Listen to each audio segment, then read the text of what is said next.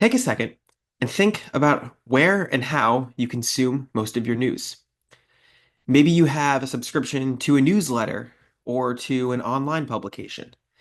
Maybe you get notifications from the Apple News app about what's happening and what you should check out. Maybe you're old school and go and pick up a hand copy of a print newspaper. Unfortunately, I doubt that's the case. Maybe you're like 54% of Americans and get most of your news through social media. I.O.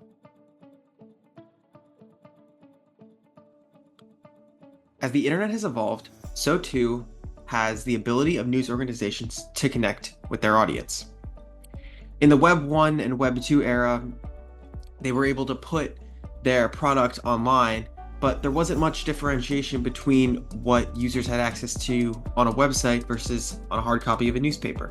The stories were very similar, the photos were very similar, and the websites were essentially just a digital version of a print paper. Take the New York Times, for example. This is a photo of the New York Times' webpage from America Online in 1994.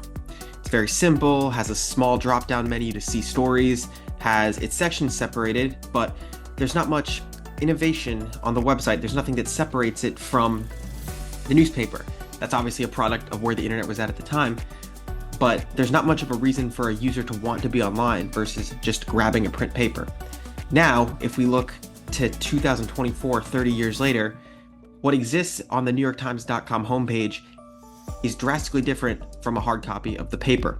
There are interactive elements for an audience, there's different photos, and there's just overall a completely different user experience for someone who's going to see a story online versus in print.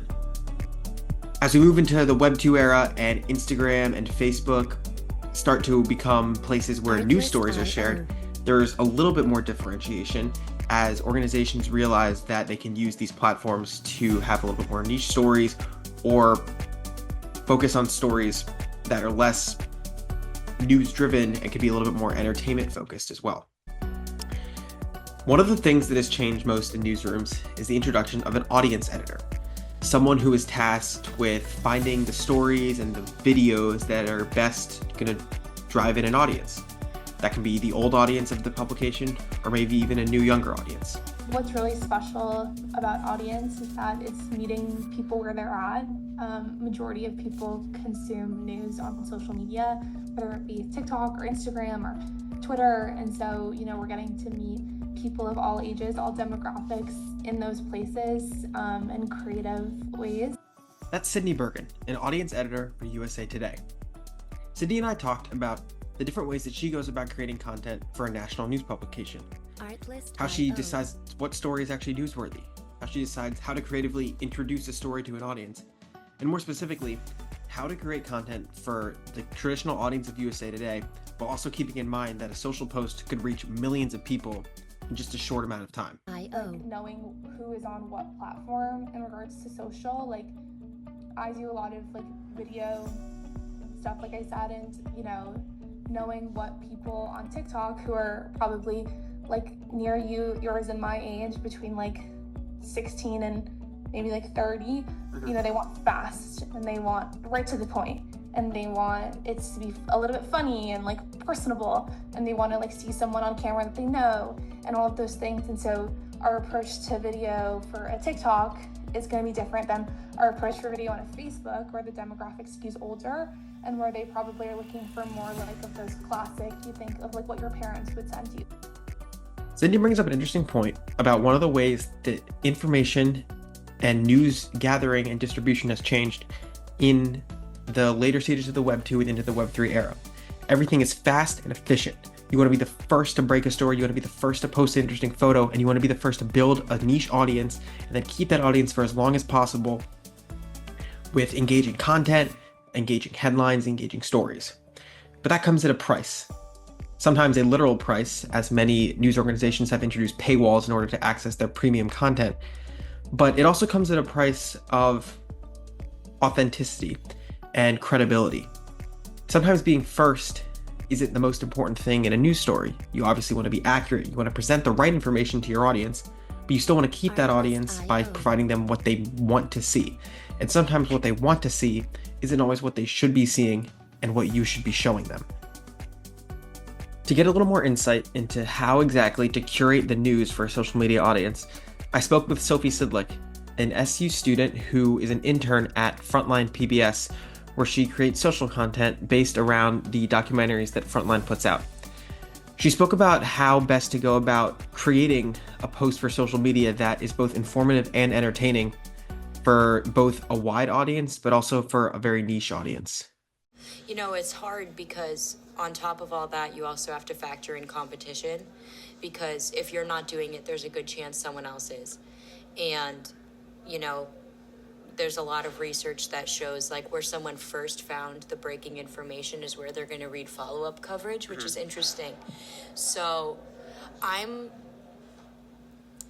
it's an interesting balance to have to strike, but I'm of the belief that we have at our fingertips with social media such an incredible tool to get information out quickly that there is a way in which to do it with the same editorial standards that you would apply to a breaking news story.